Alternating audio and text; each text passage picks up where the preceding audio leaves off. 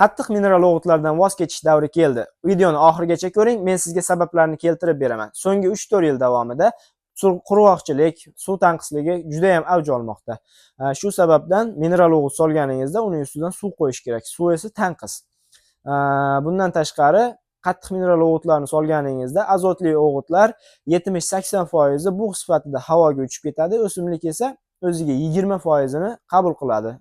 Fosforli o'g'itlarni yerga solganingizda 30-40% gacha o'ziga qabul qiladi, qolgani esa yerning tarkibida qolib ketadi. Men sizlarga 54% li toza fosfordan tayyorlangan suyuq holatdagi o'zimizda ishlab chiqarilgan Germaniya texnologiyasi asosida ishlab chiqarilgan suyuq o'g'itimiz Super Amorphos'ni tavsiya qilmoqchiman. Super Amorphos 1 gektar miqdoriga 1 litr ishlatiladi. Qo'lda sepadigan bo'lsangiz 600 litr suvga 1 litr ketadi.